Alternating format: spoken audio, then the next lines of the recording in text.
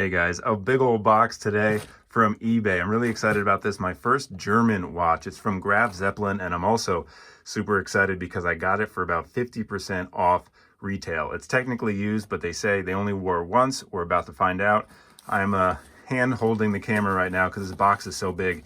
It wasn't fitting in frame, so I just wanted to show you the packaging it came in. Very thoughtful and careful packaging. Before I just put this down in the tripod and we get the watch out of this giant box. Lots of airbags. This almost looks like a ghillie net that you'd wear going duck hunting or something. Let's get the box out of the box. Here it is. Get this out of the way. Whoa. Put this here. And all right, let's get this underway. So like I said, this is from Graf Zeppelin, a Hindenburg model watch from them. And this is a MSRP of over $500. Long Island Watch has this for $500, but I got it for $250. My voice is cracking, I'm so excited. I got it for $250 on eBay. It was an auction that I made an offer on before anyone else started bidding. And I kind of fast forwarded through this box. So let's check it out. Okay, so here's a nice map of the world. Europe and Africa, Americas, and the Zeppelin in the middle. Now the Hindenburg, after which this watch is named, was built in Germany. The airship flew across, and actually the famous Hindenburg disaster happened down here in New Jersey. So I'm not entirely confident why you would name a watch after a disaster, but the watch is gorgeous. And let's find out the quality inside. Oh man, it's running. Wow. And here it is. I'll pull up the model number. I think it's LZ129.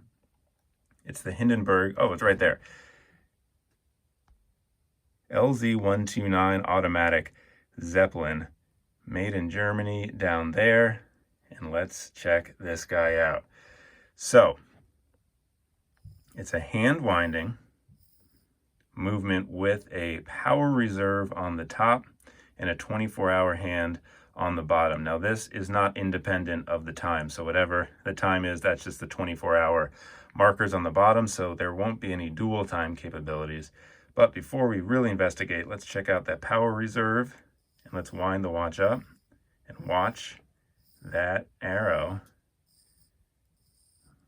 10 hours, 15 hours, super cool. So inside this watch is a Miyota 9100 movement. I think it's 90, I'll pull up that number too, but it's a 9100 movement from Miyota. An awesome display case back with a little bit of decoration on the rotor. You can see the jewels. And on the back, all stainless steel, made in Germany. Hindenburg, water resistant, 3 atmospheres. So not exactly the most water resistant watch, but let's get back to the star of the show, which is this dial. So it's a cream dial with what looks like a white 24-hour subdial. I've heard it be called silver, but this one, I know there's a few different colorways. This is definitely white. So it's a white subdial and a white date wheel. And the rest is cream with black Arabics all around and a minute or second track, an open railroad style going around the outside. So if I'm right, if I'm recalling correctly, the Miyota 9100 movement is high beat. And this would be my first high beat movement. I'm trying to just tell with my eyes if this is a cleaner sweep than I'm used to. We can pop it on the time grapher when I do the full review, and we'll have some more answers. But let's check out this dome. If you've seen any of my watch videos on this channel before, you know I'm a sucker for a dome. And this is a really, really cool one. It's mineral glass, which I'll take it. I much prefer acrylic or, of course, sapphire. But the shape of the dome, let's get some dust off. The shape of the dome and the case is really, really interesting. You can see how the case kind of cuts down. So it's the widest at its center, and then it's angled in towards the wrist. It also angles back in up here, but then this dome kind of balloons out a little bit. So that's a really unique case shape and dome design. There's a signed push-pull crown. It's a high polish watch everywhere, I do believe. Well, the back here is brushed, but no one sees that. So basically high polish everywhere. Let's do some dimensions real quick.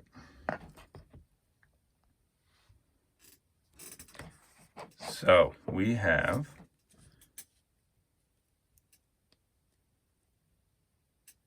a 40 millimeter diameter,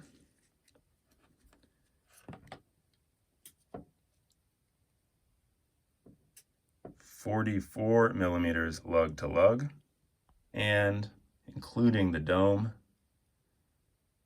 12.3 thick. So that is a really well-spec'd watch. It looks a lot bigger than those dimensions. I think that's just because there's almost no bezel. So it's basically a full dial watch, but this is just 40 millimeters and rather thin, especially when taking into consideration that dome. Also, the lug to lug, super compact. You can see how well these downturn. So again, it looks like a bigger watch, but with all of those design elements put in place, it really isn't. All right, let's put it on wrist and see how it looks. Speaking of 40 millimeters, that's the same size as my Vostok Commandeersky that's on the wrist today. But of course, the dial is smaller because we have way more bezel real estate. So it's really interesting for me, at least, to see how these are technically the same size diameter watch, but clearly they look different, and it all comes down to those proportions. So let's put it on. So there it is on my 7¼ inch wrist. The Miyota 9100 series is supposed to be obviously a step up from the 8000 series, but let's listen. It still has a very noisy rotor, and if I'm remembering correctly, it's because it's a unidirectional winding rotor, meaning that one way swings freer than the other and one way doesn't wind the movement while the other one does. So yeah, that is noisy. We'll see if that actually adds to any negative feelings I have about the watch, but for now, let's just take a look at this Zeppelin. Really classy. This is the first type of watch like this that I've had, like the kind of stylized Arabics, these thinner hands, almost delicate hands. Definitely has a retro vibe. I am a big fan of kind of retro styled watches.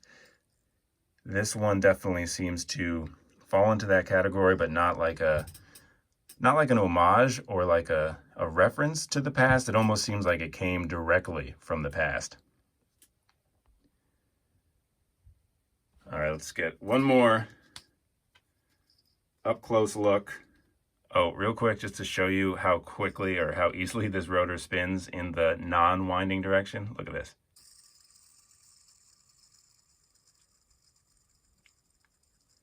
And that's doing nothing to wind the movement. So kind of noisy, but even looking at it is hypnotic and beautiful in a weird way. So I'm not even mad.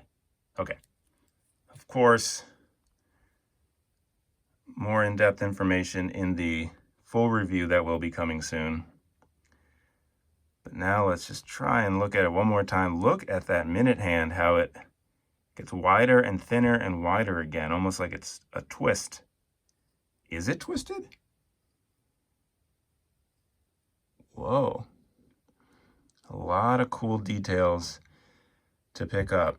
I like that little semi-sphere in the bottom right above the 30. There doesn't seem to be any reason for it other than design. And I like when things are just put there for design, as long as it works. I think it does work. Let's wind it again. Just to watch that power reserve meter up top go higher and higher. So this has a 40-hour power reserve. Right now it's at 25.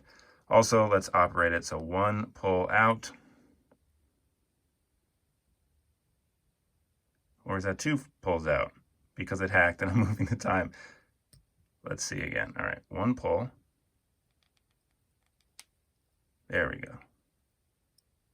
All right, there goes the date behind the hour hand. I probably could have moved that first. And then you pull out the crown and it does hack. This is the second position. Look at the length. This is hard to keep in focus. Look at the length of that minute hand just fully extending across the entire dial. What time is it? 12:40.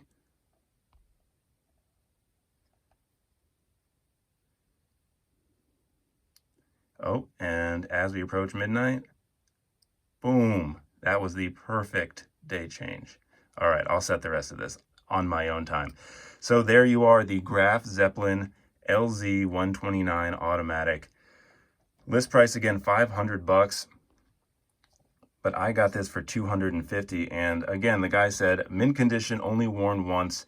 And from what I can tell, it's in mint condition. There's no scratches I can see. The only bend in this buckle, or sorry, bend in this strap was when I just put it on for the first time. Speaking of this strap, unsigned, but it does feel a lot better than, say, the Orient Bambino embossed strap. Excited to see how this will look on some NATOs as well. And thanks for hanging out this morning. Sorry, I don't mean to assume what time it is where you are this afternoon or this evening. Thanks for hanging out. At least 2 new videos every week on this channel. A full review of this one obviously coming soon. If you have subscribed but you haven't hit those bell icons, that's how you can be sure to be notified when another review comes up, or if you want to keep track of this one.